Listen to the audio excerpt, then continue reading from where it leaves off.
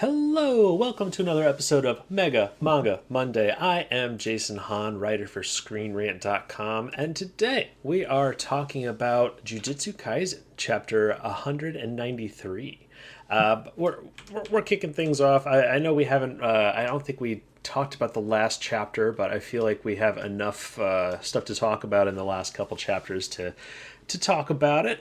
So I am Jason Hahn. This is Mega Manga Mondays, and we're a bunch of manga fans from ScreenRant.com, and we're excited to talk about Jujutsu Kaisen. I could talk about it all by myself, but I got a couple buddies with me today.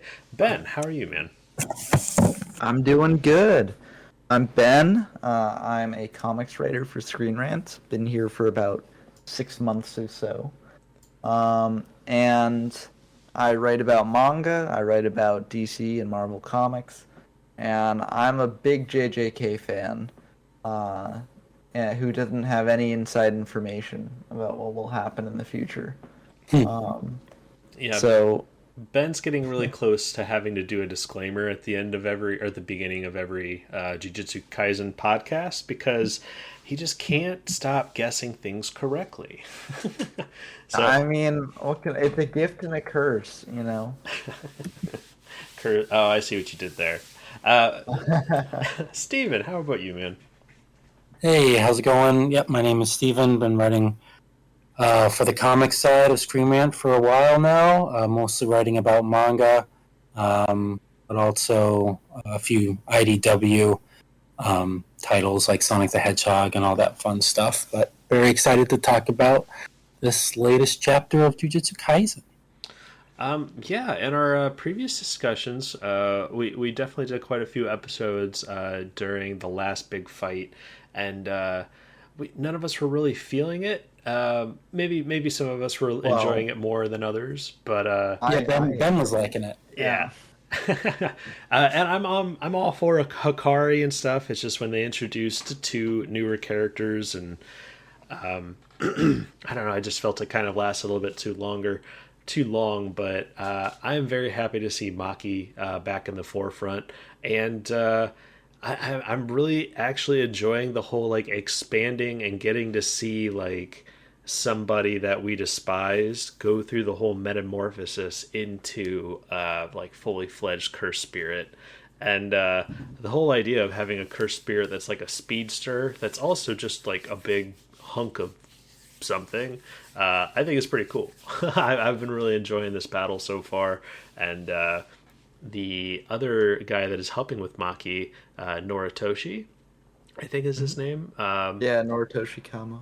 He is, especially in this last chapter, proving why he is the head of his family at the moment. I thought that he was, as soon as he showed up, I was just like, okay, well, Maki can't die because she's awesome.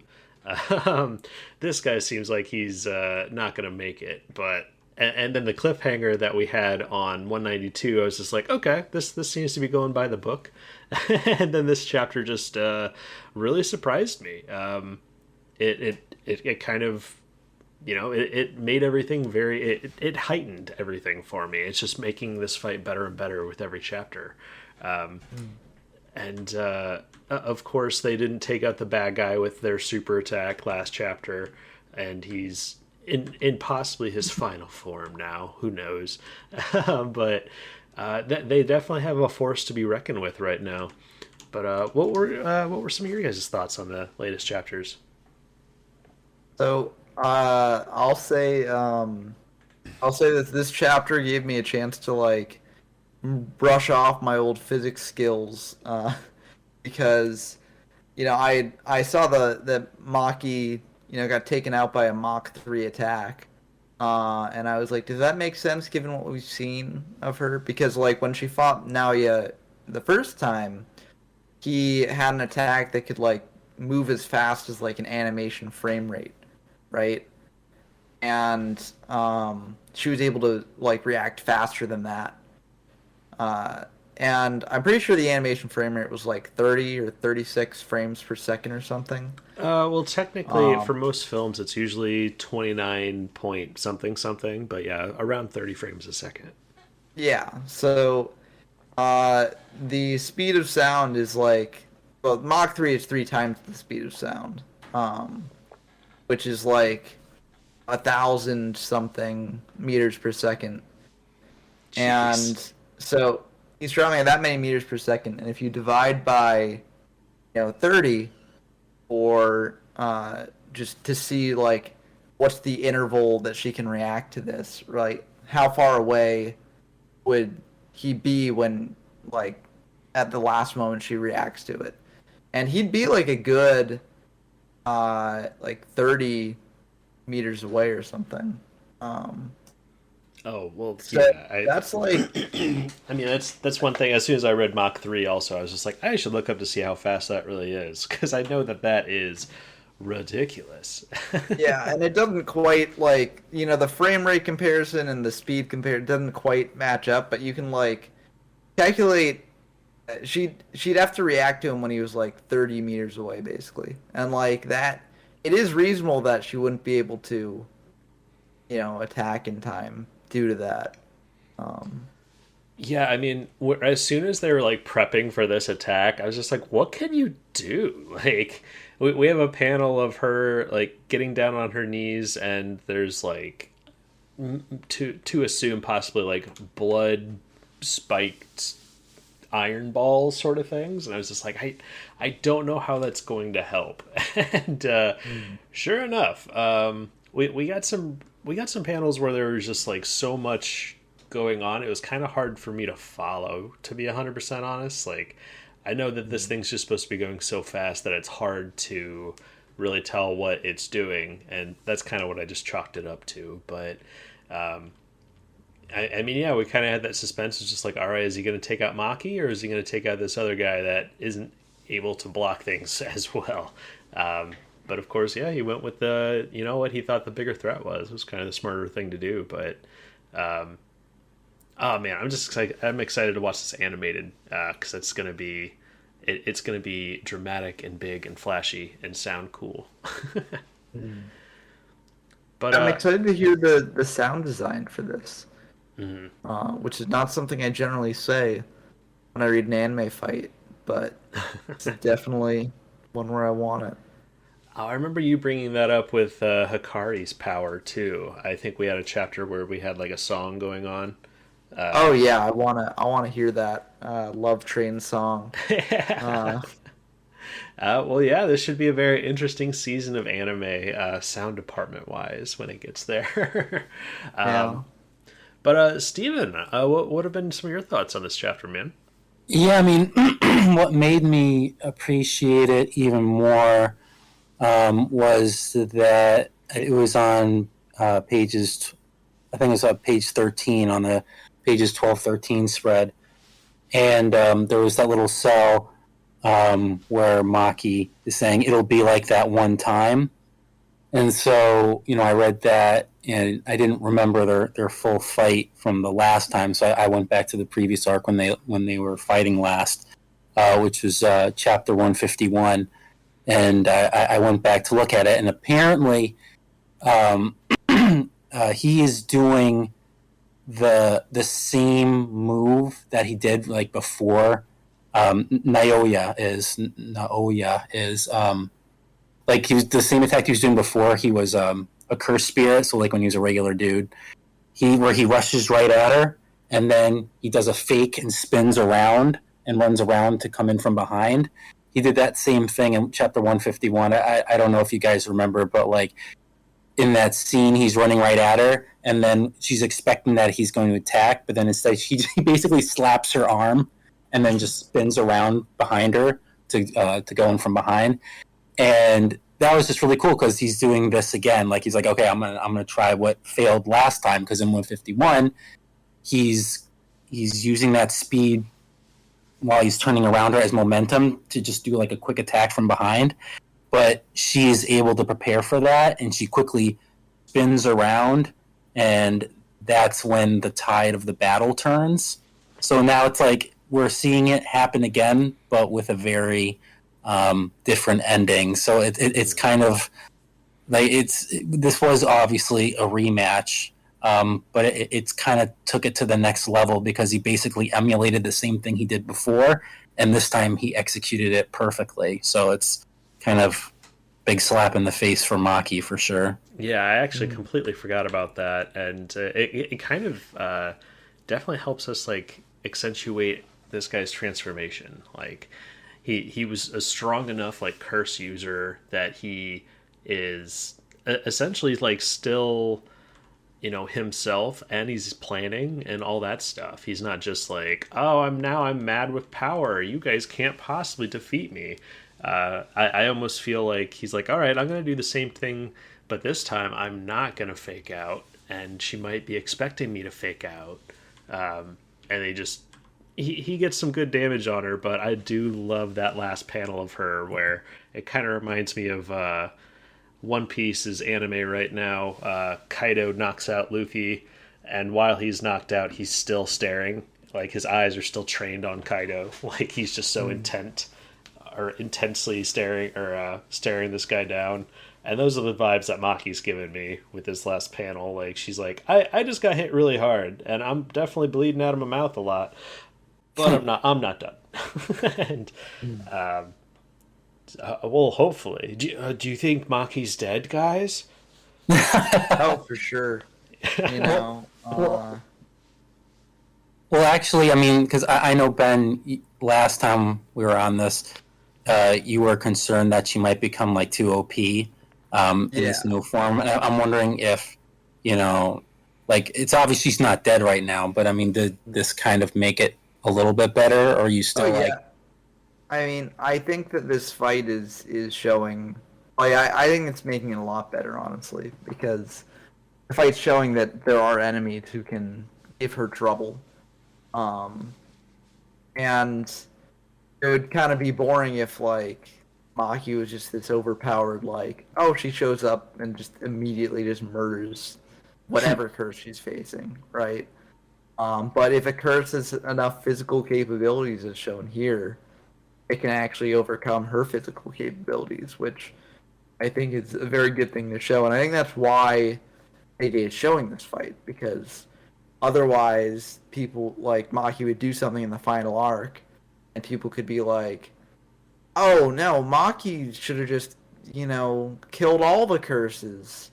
Like, Maki should have been able to do this, this, and this, and why wasn't she that powerful?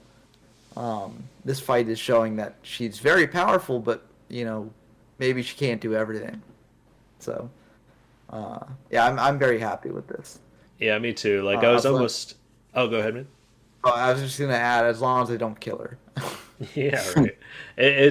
I'm glad I agree with you, because if they just made her OP at this point where it's like, all right, I'm charging you at Mach 3, and she's like, all right, well, I'm going to flip backwards and put my kick right up in the air, and I'm going to time it in the microsecond that you pass me, and just like, oh man, that would have been way too overpowered, and I'm glad that we're getting the limitations established. But yeah, I'm not quite sure how they're going to be able to take out something that can consistently do this. Obviously, they're going to probably have to tie it down some way or slow it down some way. But yeah, I mean, we're going to have to wait a little while. Everything's on break next week. We're going to have to see really what sort of effect this attack had on her, because she definitely got hit with it and she is hurt. But she might just jump up and shake it off and put some dirt on it. I don't know. But yeah, I really think she's gonna go in like some berserker state or something. Like you can just see like you're saying about her eyes. I mean, she is pissed. But yeah, I really like Noritoshi's attacks too. The villain Aoya. The whole idea that he could like freeze air and then strike it. It's just, I wish he was a good guy, because I'd like to see that attack, those sort of powers used in a more, just more. I'd like to see those powers used more rather than from the villain, who's definitely not going to win and survive after all this and then become a major character from now on and get a redemption arc. And by the end of the series, he'll be everyone's favorite character. I don't see that happening. But yeah, I'm really into this fight. It's just we need, especially from Noritoshi. I think he needs more time to shine, because anytime we have seen him fight, it's felt very short lived, or he's against somebody who just kind of counters everything he's doing. But we've established that he can do some binding, he can do long distance attacks. So as long as he stays in the fight, I think he's going to be pretty pivotal to this thing. Yeah, I mean, he's got one of the most versatile sort of curse techniques in the series. And we've already seen someone else with a blood technique. Which is incredibly... Yep, exactly. So, hopefully they show him off a bit more. But I do feel like Norotoshi's, main purpose in the overall series is sort of like political. Even though he might have a good fight here. But, I'll take what we can get. Yeah, absolutely. Well, yeah, we didn't have a chance to talk about the last chapter either. We kind of got the metamorphosis from the creepy worm form of Naoya to I don't know, I'm trying to... I might have to click back to it and think if we had any new revelations or things that we learned about the overall story in it. But really, it's just these last couple chapters have been just very action heavy. Yeah, and also, I'm not sure if I mentioned this, but I wrote an article about this based on last chapter. It's kind of showing a weakness that Maki has, because Maki can probably kill any, human sorcerer. Maybe not decently easily, but like she's a match for most human sorcerers.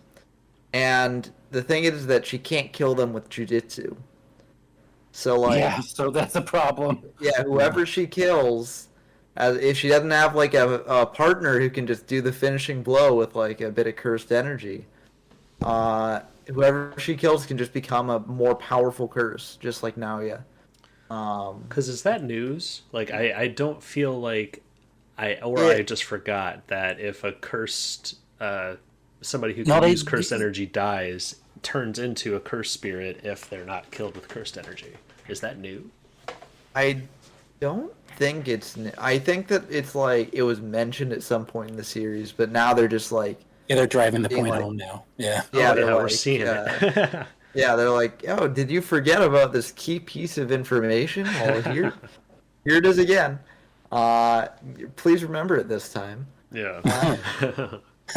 I'll just say, we're still a long ways over from the fight. I'm guessing at least 1-2 chapters or something. But one thing I would like to see more of, though, with Naoya romance.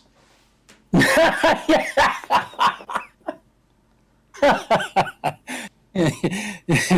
Is that not what you're going to say? No. Oh, okay. I was going to say, but I wanted to see more, and we got some of it last chapter. Just that really misogynistic, bigoted view that made us hate him so much, like before he was the cursed spirit. We see it at the end of chapter 192, where he calls her like filth or trash.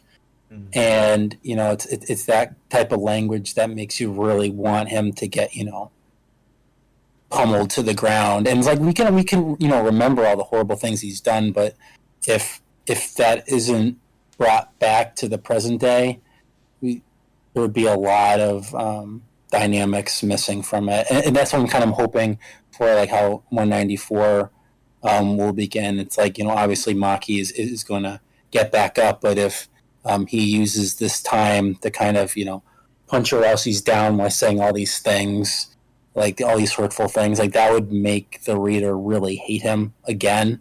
Mm-hmm. And hopefully that will be what happens. Because right now, he's not talking as much or not showing his hate as much as he had done the first time. Well, I think that he's starting into the monologue at the end of this chapter, because the last panel we get is him saying, "No way," and to think you beat me once, and then I could imagine him like going on to say like, this shows you're trash. This is like blah blah blah blah blah. But I really liked that final panel too, where he's like, I can't believe this attack actually landed. Well, yeah, I almost wonder if if she was bait, and it's just that him leading into their plan. That's true. Yeah. Yeah, the blood is actually Noritoshi's cursed technique. Yeah. I definitely think she took the hit, but I think that their plan was just like, all right, I think he's going to go after me. I'm going to go ahead and tank whatever he's throwing at me, but hopefully Noritoshi is like just, waiting on the side, and he's already got like a giant arrow prepped. And they're just like, well, how can we anticipate where something that's moving this fast is going to be? Just like, well, I guess one of us is going to have to get hit by the attack, and then we know where he's going to be for a second. So hopefully that's the plan. Yeah, it is interesting because, like, how fast can Aoya move just, like, in an instant, right? Because he reaches Mach 3 by, like, basically charging up his speed, right? Mm-hmm. By going faster and faster around in, like, a circle through compressing air. But how quickly can he move if just like reaction time, right? If an attack's coming his way, I don't think he can move at Mach 3 immediately. He has to like build up that speed. So maybe that will mean that he'll be able to be hit by Orotoshi's attack. Who can say? Yeah, I'm almost wondering if that was even his maximum speed. I wonder if we'll see him try to go even faster. But just for reference, my very limited amount of physics knowledge, the difference between the sound of speed and the speed of light is very dramatic. So I really don't think that he is going to... I really hope that they don't do that. Just like, well, what's the next coolest thing we can do after sound? Speed of light. You're like, no. Yeah, I mean, light speed would also introduce a bunch of relativistic complications. Yeah. So, we're not sure if Gege is going to get that into the weeds, physics and stuff. Yeah, but so basically the order of magnitude difference, like Mach 3 is about like 1,000 something meters per second. Speed of light. Could you speak American for me? Well, the reason I'm using meters per second here is because the speed of light is very easy in meters per second. Oh, okay. Because it is like it's 3 times 10 to the 8th, which is 10 to the 6 is 1 million. So this is like 300 million meters per second is the speed of light. So, the difference between 1,000 and 300 million is a lot. Yeah. I kind of like going back to the idea of that Aoya is still just a huge POS. Like I'm kind of looking at the final pages of 192, and it's the one that ended with the cliffhanger of Aoya's punch, like one foot in front of Noritoshi's face, and then he gets hit with it, and then he says, "Oh, that trash was so clueless." And then the beginning of this chapter, the newest chapter, is proving that it's like, no, he saw it coming. He had it prepped. He had a little blood shield ready. So, no, he saw it coming. You're totally wrong. You're assuming and you're stereotyping once again. Naoya. Yeah. And I'm almost thinking that's exactly how this chapter is going to go too. Or the beginning of the next chapter also. Which is kind of playing into my theory that this was all according to plan, and Maki is just the bait. But yeah, I guess anything else that stuck out for you guys in these last couple chapters?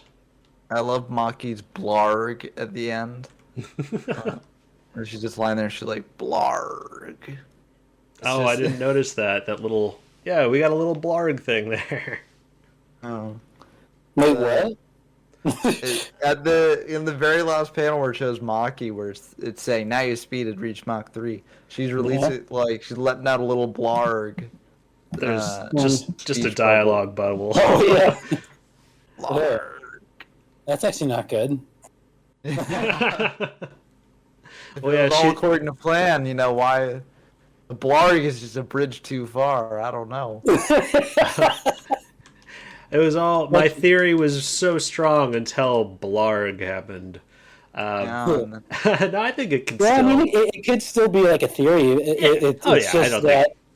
It's just that he was more stronger than they thought. Yeah. Yeah, and I'm kind of like staring at that panel of her on the ground too, and she still has both of her arms and all that stuff. It almost like, is that a puddle of blood under her? And I'm like, no, she kind of has like a cool little cape right now, doesn't she? I think, yeah. Yeah, yeah. I'm digging the style choice here, but yeah, I don't know. Honestly, we've kind of had that issue with JJK lately, where it doesn't feel like each chapter is like giving us a whole lot of like new information about the series, just especially when there's so much combat going on. But I guess in this chapter, kind of going back, we kind of get more fuel to think about when it comes to how turning into a cursed spirit affects the psyche. And that's what I was kind of talking about earlier too, is Naoya is a full like curse spirit, but he was competent enough to be able to retain his ego and stuff. And even Noritoshi brings it up here too. He's like, he retained this much of his ego. The only other thing he could think of was like Rika, but she's like way easier to understand. And I mean, we've seen so many like cursed spirits that like resemble human beings, and that are, powerful enough to be able to do that. But it's not often that we've seen one like this kind of grotesque, with such like an intelligent personality, I guess. So I wonder, if we're going to be getting any more, if we're going to get those thoughts expanded on.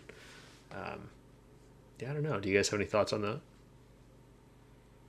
I don't actually know. I mean, for once, I don't really know where this arc is sort of heading, or this colony, because I feel like, honestly, there's not much related to the overall story you can cover here with Naoya. Yeah, like, I agree.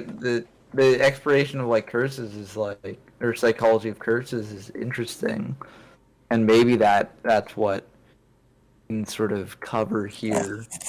But also, I feel like this is just sort of, I feel like at the end of this, maybe Maki will be like, I need to change how I fight because I can't actually kill my enemies anymore, or else this will happen.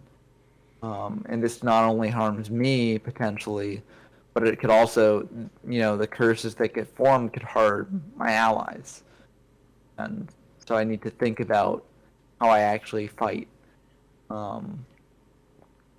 Well, before she got her big power up too, I mean, it was established that she was very proficient in like using cursed tools, and I just think that was the difference when she had to fight through her whole clan.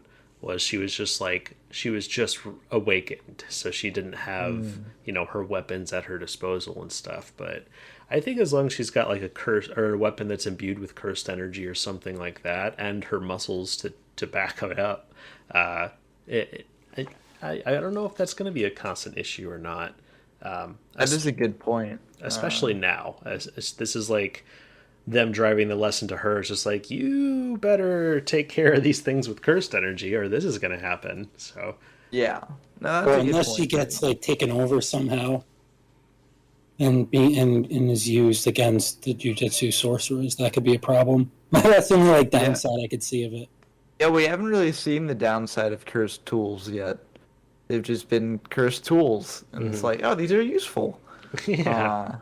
why These solve are they all of our cursed? problems. Yeah. Yeah, it starts like doing some bleach stuff, and each cursed item has like its own soul in it and its own personality, and then they have to start feeling bad about using them and stuff like that. But let's see, I think I had something else too, but Well, while you're thinking, I mean, kind of going on to what Ben was saying before, like what the purpose of this is, like, because before, it's obvious when we're introducing all these new characters who are kind of, turning a new leaf, or they're forming some types like a tenuous alliance or so. Like it's building them for later, but now we really don't have that. That's when I'm hoping that they don't kill off the Kamo guy, just because, like I've been saying in like the past chapters, bringing in the whole politics again. I mean, this is a good way to bring that whole type of dynamic back into the series. And if he dies, that would kind of end that to a good degree. So I'll definitely be in the same boat as Ben. Like what could possibly happen next if we lose him? Just because then it's like, yeah, what was the point of all this? Or just to reintroduce us to Maki so we can see her new powers and how they're used on the battlefield. I guess it introduced the fact that like Kenjaku has taken over the political sphere, right? Yeah, there's that. We did get that flashback through him, but I agree it would be very disappointing. It would just be like, oh, I guess they are just completely closing off the political side because Kenjaku's taken over. Yeah. Okay. Yeah, it'd be kind of weird if that's like their only thing that they needed to get done here. They're just like, yeah, we just have we could have them, meet up with Noritoshi, and then he's like, oh, by the way, Kenjaku stopped by. What a dick, right? And then they like talk about all that, and they're like, or we could do like a revenge plotline fight. Yeah, it just feels like we need to have more revelations and connections to the overall story, other than this just being a revenge fight. So yeah, Well, I don't know. It's also interesting because like, if this is as long as the other Culling game like colony arcs, we've still got like at least 5 chapters left, right? Mm-hmm. I don't think any of them's been below like 8 chapters, maybe even below 10 chapters. Ooh, I don't know. I feel like the first one with Yuji versus the lawyer guy, I felt like that was really short. Well, that fight itself was, but you also had, Fushiguro versus Receipt Guy, and like a bunch of other stuff going on in that Culling game section. So I forgot that they were. Okay, I forgot that they were in the same colony, weren't they? yeah. Okay, gotcha. Or we could just go back to Megumi and Angel. Like, I'm just waiting for that. Yeah. Like, oh man, we I think need that's to get to that. Like, that's why we're here, or one of the main reasons why we're here. I mean, it is sort of like what other colonies are left, right? Like what other characters we want to get caught up with and stuff like that. Because I remember before this, we were like, oh well, we gotta have a Maki, colony, right? Mm-hmm. We gotta see what Maki's up to, right? But now that we're seeing what Maki's up to, it's like, who's the next character that we're like, oh, well, we gotta see this person, right? Nobara. Yeah, but I think they're saving Nobara. I don't think Nobara's gonna do her own Culling game thing. I think Nobara might just be dead. But no, if she's not, no, if she's not, then I think that it's not gonna be revealed in just like a, Culling game colony.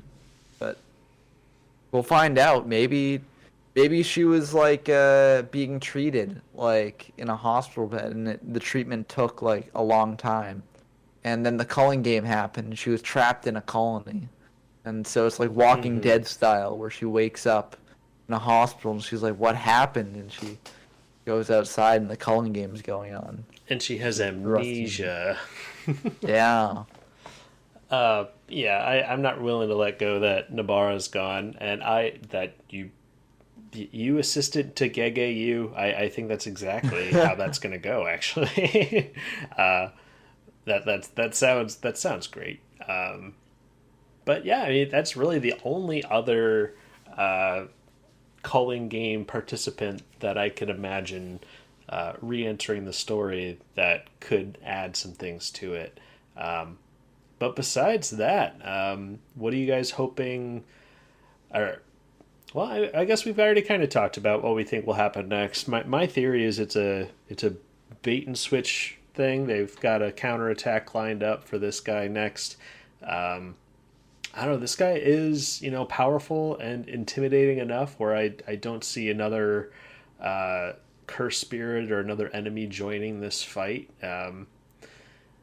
But yeah, I definitely think this fight's got another couple chapters left in it, and then afterwards, I'm with Steven. I hope we get to Megumi and the angel stuff, because that definitely feels like the thing that's got to move everything along pretty well. Or unless Kenjaku shows up, and then we get to see what he's up to. But I think Kenjaku's plan is going to be to head towards Tengen. And I think we've got a couple people protecting Tengen right now, and we could get caught up with them. Maybe the next thing won't be like a colony, but it will be like Tengen Squad, and it's like them fighting off a threat to Tengen. Yeah, because I mean that's kind of one character too. Same with Kenjaku, that is just very mysterious at this point. We're not 100% sure. Well, especially in the flashback arc where it was revealed that he has to essentially have somebody sacrifice themselves to keep him alive, and that didn't happen. Or to keep him under control. Yeah. Yeah, and that didn't happen. So. Yeah. But I don't know if that crazy thing. Oh. Yeah, I was just gonna say so I could definitely see that, and especially given that the two people guarding him are also interesting characters in their own right that need more exploration, I think. So. Well, I forget. One of them is the woman who taught and rose. Pretty much brought Toto into the fray, and I think she knew Geto and Gojo back in the day. Yeah. Okay. Yep. But I forget who's the other person. Usually, that was Choso. That was Did Choso stay behind? Yeah. Yeah, I'm pretty sure that was. Oh, okay. Then I definitely want to go back too. I like Choso. Yeah, because Choso was with Yuji and was like, I'll stay here, brother. Yeah, his new big brother. Yeah, and with Tengen too. I mean, ever since that comment Megumi made quite a few chapters ago, I ever since he did that, I've been feeling off about Tengen. That there's just something not adding up with him that could make him malicious, which would be a terrifying thought. Well, yeah, because before we even saw him, everything we heard about him, we're just like, this guy sounds kind of fishy. He almost has major, shonen villain vibes on everything we've known about him. It's he's one of the most all powerful. His energy has been keeping things from going crazy, and he needs sacrifices and this. And you're just like, oh man, this sounds like a bad dude. And then you meet him, and he just looks like the most harmless. He looked like a sentient garden vase or something. Nothing about his design felt intimidating to me, which adds even more mystery, in my opinion. He just looked, honestly, he looked really far from being human, and that's kind of the thing with a lot of curse spirits is they look like twisted amalgamations of skulls and creatures and bugs and stuff like that, and he was almost he looked like a happy curse spirit, if that's what we ever saw. So yes, definitely anxious for that. I anticipate that'd be great if that's where Kenjaku heads, because Kenjaku versus Chozo and whatever. What's the lady's name that is like Toto's mentor? Forget her name. Okay. But well, yeah, she's kind of a mystery. I'm not sure if we know anything about her powers. she's got like healing powers, I believe. I think she's very skilled with reverse curse technique. Okay. Yeah, because if I couldn't remember even correctly, remember. didn't she show up at the end of Shibuya and she's just like, "Oh yeah, I can go take care of this thing," and they're like, "No, you don't have to." I believe so, yeah. Yeah, I remember. I think we had a like, "Oh, are we gonna get to see it?" And they're like, "No, we'll say that for later," or something along those lines. Um, but yeah, honestly, I can't really think of anything else to bring up on these. Is there anything else JJK related you guys want to talk about before we do plugs and recommendations? That's it for me. I mean, these have been very straightforward chapters. Yeah. So, Yeah, I'm actually kind of glad we didn't try to do a podcast on the last chapter because I feel like we would have had even less to talk about. So, yeah. yeah, it's kind of, I think I brought it up in a previous discussion, but there's going to be some times where we wait a week or two to talk about certain series because we feel like we need more to talk about or something like that. And also just timing things kind of don't work out. We're probably going to be taking a break from the podcast for the next week or two. All mangas are taking a break next week, and then I'm on vacation the week after that. But please check out Mega Manga Mondays and other series that we've covered on the podcast, like One Piece. My Hero Academia had a really good chapter, and we just had a podcast come up for that. A potentially major death in the series, which is very exciting narrative wise. And but yeah, find a Mega Manga Mondays on YouTube, Spotify. I think we're on iHeartRadio and possibly even iTunes. But follow us on Twitter at @MMangaMondays, and you'll be getting updates there.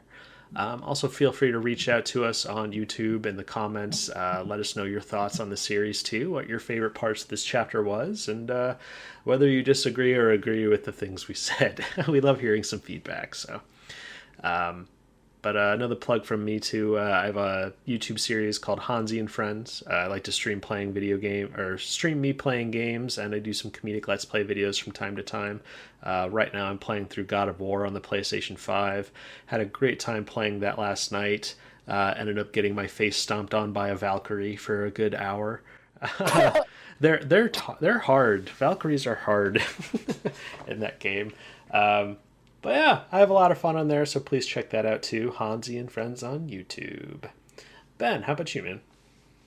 Yeah, so first for recommendations, I started watching an anime called Uncle from Another World, which is a currently airing show on Netflix.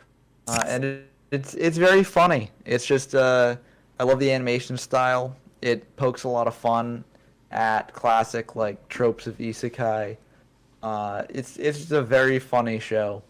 So highly recommend to anyone who's who likes isekai or just want a fun time. So yeah. And in terms of plugs, I have a YouTube channel of my own called YGO from Zero, where I discuss past formats of the Yu-Gi-Oh card game. So if that's something that sounds interesting to you, definitely check it out. Excellent. Well, those links or those recommendations and info will be in the description. So check those out. And Steven, how about you, man? Yeah, I mean, I'll go off what Ben was talking about isekai. I like outside of a lot of the Shonen Jump or any of the affiliate publications therein. There is so much isekai out there. It's hard to find anything that isn't that or reincarnation. Like I got excited because I thought I found one, a manhwa called Omniscient Reader's Viewpoint. Had like awesome first two chapters, and then all of a sudden it like brings in isekai with a vengeance. It's like, oh, okay, I guess we're we're going into that. Now, I totally know these words that you guys are saying, but for listeners who don't know what isekai and manhwas are, what? Yeah, I mean, so manhwa is just like the word for comic for South Korea. I almost said North Korea again. Oh my god! I would love to see some North Korean comics. Right. And isekai, it's a pretty broad genre. Ben can also talk about it as well. Yeah, it's basically just going into another world.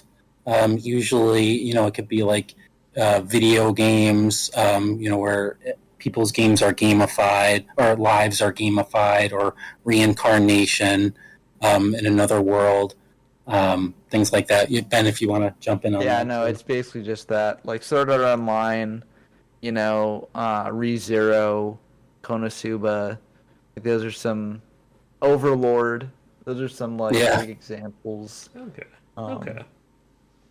Yeah, and it's a big thing. I mean, they're everywhere. I mean, like some of the like if you go into like any non-official manga sites, I mean, all the top manga manhwa are isekai. Like it's like people love it. I mean, so I mean that's why they're creating it. It's getting a lot of eyes. But yeah, I mean, besides that, I keep on mentioning it, but Make the Exorcist Fall in Love on Manga Plus. Really, really loving that. So yeah, Manga Plus or Shonen Jump Plus, as it's called in Japan, is basically the online only version of Shonen Jump. I've just been enjoying it a lot more than the regular Shonen Jump lately. So absolutely. Except for Undead Unluck on Shonen Jump, they just had another great chapter that basically put a twist on something that happened 122 chapters ago. So it's doing a good job. Speaking of other series that are worth checking out, a couple recommendations I'll throw in. There's this little comic called Black Clover that has returned, and Stephen's a huge fan, so much so that it was infectious, and I got all caught up on it. And honestly, this latest chapter was really good and got me pretty excited for this final arc that they're getting into. But in classic Black Clover fashion, it'll probably all happen very quickly. That's one thing I've always appreciated about that show is that as soon as you hear about the bad guy and you're like, oh, that sounds intimidating, he usually just shows up in front of the main hero is the next chapter, and then the fight just starts and you're like, whoa, okay, we don't need a whole arc to get there, we're getting right into it. And so the pacing is one of the most breakneck speed pacing mangas I've ever read, but I can recommend that. And also I really enjoyed so far the first 3 episodes of The Sandman on Netflix. It is a interpretation of Neil Gaiman's graphic novel, and I know Ben has read a whole lot more on that than I have. That's one series I've always wanted to check out, but I just haven't had the time to check any of it out. And Netflix put a whole lot of money and a lot of very talented actors into the series, and me and the wife watched 3 episodes this weekend already, and we both are really enjoying it. So I haven't been able to check it out yet, but I'm glad to hear that you're enjoying it, because Sandman's one of my favorite comic series of all time. So that's another, check out the show, but also the comic books are out there too. So yeah, once I finish reading or watching the season, I plan on picking up the series and reading it. But yeah, I'm actually really anxious to hear your interpretations on it too. As somebody who knows the whole story in the comics, I'd be anxious to hear how well they adapted it. Oh yeah, I'm gonna have a lot of opinions. Oh, awesome. All right, guys. Well, thanks for your time today. This has been Mega Manga Mondays Jujutsu Kaisen discussion for chapter 193. As you said, we're going to be on break for the next week or two, but definitely look forward to more. Follow us on Twitter for updates, and I look forward to the next discussion. Yeah. See y'all Definitely. next time. Wait for the next time. Later, guys.